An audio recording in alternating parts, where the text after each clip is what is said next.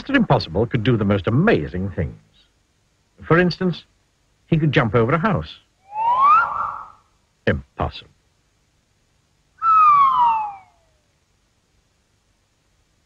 And Mr. Impossible could make himself invisible. All he had to do was to stand there and think about becoming invisible, and he became invisible. Impossible. And Mr. Impossible could fly. All he had to do was stand there and flap his arms about, and off he flew. Impossible.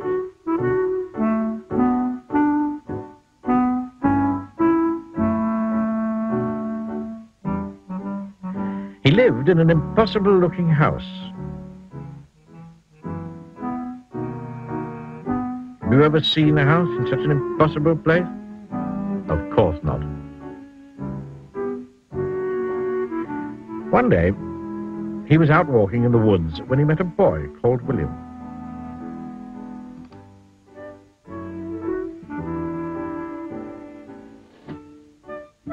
William was on his way to school.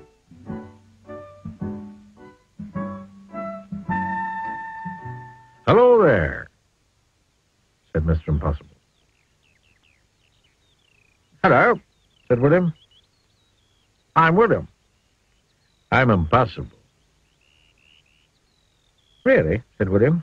"Sure am," smiled Mr. Impossible. "Can you do impossible things?" asked William. "Haven't come across anything I couldn't do." William thought. "Can you climb up that tree?" he asked, pointing to the biggest tree in the wood. "Oh, I can do better than that," replied Mr. Impossible. "I can walk up that tree." And he did.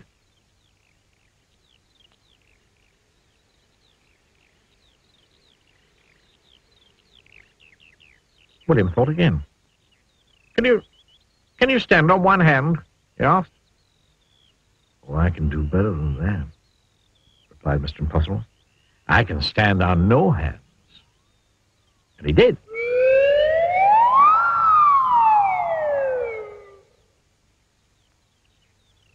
"Huh, that's impossible," cried William.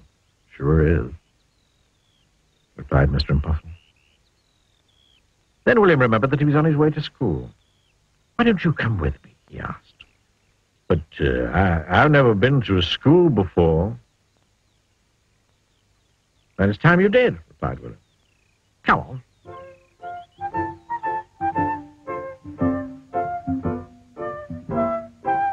William and Mr. Impossible sat at the back of William's classroom with all the other children.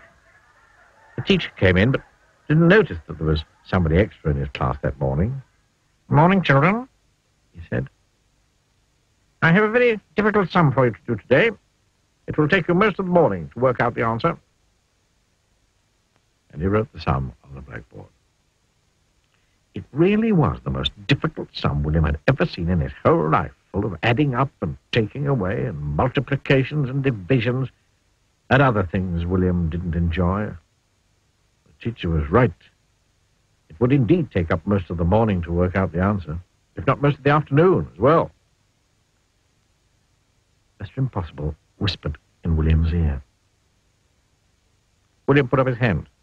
"Yes, William," said the teacher. "Is there something about the sum that you don't understand?" "Please, sir," said William. "Is the answer 23? Teacher was very, absolutely, totally, completely amazed. "How did you work out the sum so quickly?" he gasped. "It's impossible." "Ain't nothing impossible, mister," said Mr. Impossible from the back of the class, and stood up. "Well, I never did," exclaimed the teacher. After that, Mr. Impossible spent all day at the school. He showed the teacher how he could read a book upside down. "But that's impossible," said the children who were watching. "Yes, sir," said Mr. Impossible. Then William asked Mr. Impossible if he'd like to play in the school football match. "We sure would," replied Mr. Impossible, "but I ain't never played football before." And you know what he did? He kicked the football so high into the air Then when it came down, it had snow on it.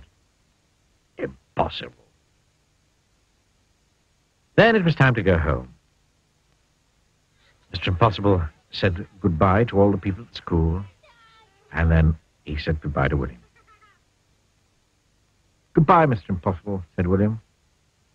So long, William, said Mr. Impossible. He just disappeared.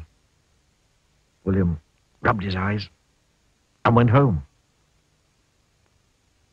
William's mother and father were waiting for him. "Hello, William," they said. "You have a good day at school?" "Yes," he replied. "And I met someone who can do anything in the world." Oh, really, William?" They both laughed. "You're impossible." William smiled and went inside. And 100 miles away, a small figure was listening to what William's mother and father were saying. And then he went to sleep, standing on his head.